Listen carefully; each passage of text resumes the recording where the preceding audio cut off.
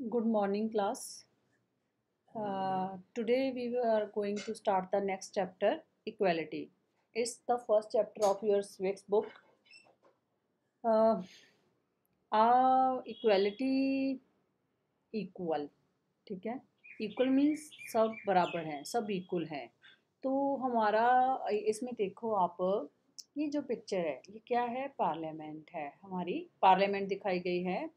इसमें ये दिखाया गया है कि in front of the in front of the constitution, in front of the law, everybody, everyone is equal. There is no discrimination on the basis of caste, religion, and on another and any other reason, है ना. तो क्या है कि race page पे वो कोई काला है, कोई गोरा है, कोई हिंदू है, कोई मुस्लिम है, कोई सिख है, कोई ईसाई है, कोई किसी भी जाति का है, किसी भी धर्म का है, किसी के साथ कानून और हमारा संविधान कोई भेदभाव नहीं करता है. संविधान के सब सामने सब इक्वल है. हमारे संविधान में बहुत सारे आर्टिकल्स हैं फंडामेंटल राइट्स में, जिसमें राइट टू इक्वलिटी के अंडर दिया गया है कि हर एक बंदे को इक्वलिटी का राइट है. मीन्स संविधान ये प्रोविज़न देता है, ये सुविधा देता है कि अगर किसी जॉब के लिए आप लोग जा रहे हो तो वहाँ पे कोई भी जात पात धर्म भेदभाव, लड़का लड़की गोरा काला नहीं देखा जाता. सिर्फ यही देखा जाता है कि वो ह्यूमन बीइंग है और उसकी एलिजिबिलिटी क्या है उस जॉब के लिए. तो मतलब हर कोई की हर पोस्ट के लिए अप्लाई कर सकता है, वहाँ पे किसी तरीके का कोई डिस्क्रिमिनेशन नहीं है. ये देखो, equality is one of the pillars of Indian democracy. India में कौन सा सेटअप है? डेमोक्रेटिक सेटअप है. जहाँ डेमोक्रेटिक मतलब यहाँ पे जो सरकार है लोगों के द्वारा चुनी जाती है, उसको डेमोक्रेसी बोलते हैं. और हमारी डेमोक्रेसी किसके ऊपर खड़ी है? इक्वेलिटी के ऊपर. पिलर है हमारी डेमोक्रेसी का इक्वेलिटी. कैसे? आपने देखा होगा कि बहुत सारे टाइम पे डिस्क्रिमिनेशन होता आया है. जैसे हमने पिछली क्लास में किया था कि बी आर अम्बेडकर जी को मंदिर में नहीं जाने दिया जाता था, रेलवे के कोच में भी उनको बड़ा उनके साथ भेदभाव हुआ था. तो उन्होंने संविधान में ये कहा कि इस चीज़ को अगर हमारी सोसाइटी में, हमारी डेमोक्रेसी के लिए बहुत बुरी चीज़ है, अगर इसको ख़त्म करना है तो हमें इक्वलिटी अपने संविधान में लेके आनी चाहिए, आनी पड़ेगी, लेके आनी चाहिए और लेके भी आए.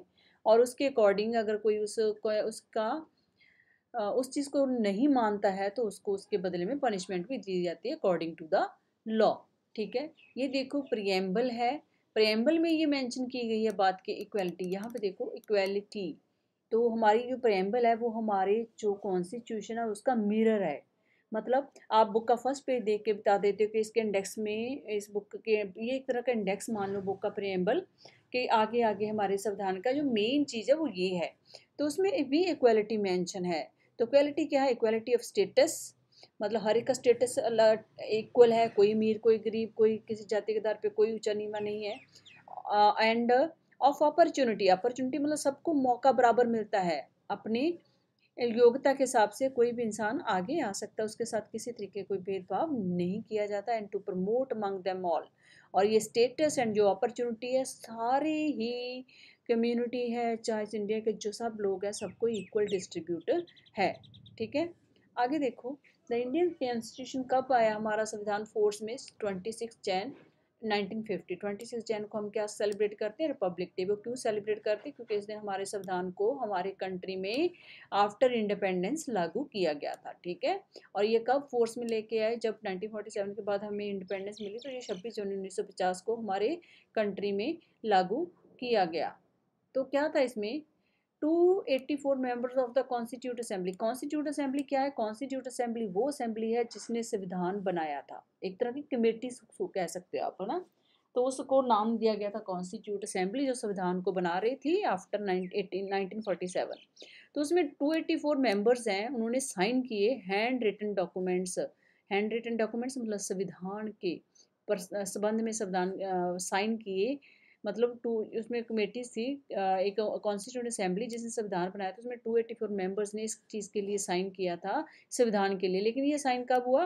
24 जैन. 26 को लागू हुआ, 24 को क्या हुआ आपने देखना साइन हुए हैं. एंड 2 days आफ्टर, उस 2 दिन के बाद हमने 26 जैन जैसे ऊपर किया है कि संविधान हमारा लागू हो गया। तो इसी दिन क्या सेलिब्रेट किया जाता है इंडिया में? रिपब्लिक डे सेलिब्रेट किया जाता है। ये किसकी picture? Doctor B R Ambedkar की। जो किस चीज़ के चेयरमैन थे? ये कॉन्स्टिट्यूट असेंबली, जो संविधान बनाने वाली असेंबली उस टाइम पे संगठन की गई थी, डॉक्टर बी आर अम्बेडकर उसके चेयरमैन थे। और डॉक्टर बी आर अम्बेडकर ने सबसे ज़्यादा इनइक्वालिटी फेस की अपने टाइम पे। तो ये इस चीज़ से इतने ज़्यादा सेंसिटिव हो चुके थे, इतने प्रभावित हो चुके थे, कहते कि इसको ख़त्म करना तो हमें अपने संविधान के अंदर ये प्रोविज़न देनी होगी कि हम इसको, इसके अगेंस्ट अगर अगर कोई इनइक्वालिटी या कोई इक्वल बिहेव नहीं करता है, जो डिस्क्रिमिनेशन करता है, तो उसको according to the constitution, according to the law punishment दी जाएगी। Ambedkar was the chief architect. Chief architect, architecture समझते हो, जब कोई भी बिल्डिंग बनती है तो उसको बनाने वाले को चीफ आर्किटेक्ट बोलते हैं। तो हमारे संविधान को बनाने वाले आर्किटेक्चर कौन थे? आर्किटेक्ट कौन थे? Doctor B R Ambedkar. It is because of him, इसी की वजह से our constitution cover wide range of civil liberties. लेकिन सिविल लिबर्टीज, लोगों को लिबर्टी मतलब स्वतंत्रता मिली कुछ करने की, खुलेआम।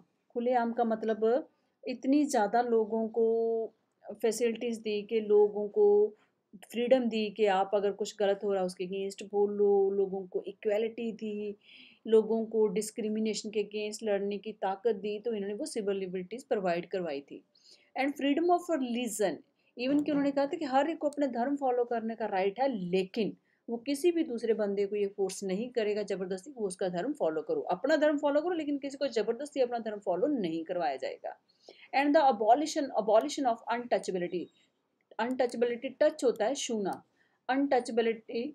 उस टाइम पे कहते थे कि जो छोटी जाति के लोग हैं, जो फोर्थ क्लास मोस्टली एम्प्लॉइज होते थे, जब फोर्थ क्लास होती थी उसको बोलते थे कि आप लोगों को छूना बहुत गलत बात है, अगर आप लोगों को हम टच कर लिया तो हमारा धर्म भ्रष्ट हो जाएगा।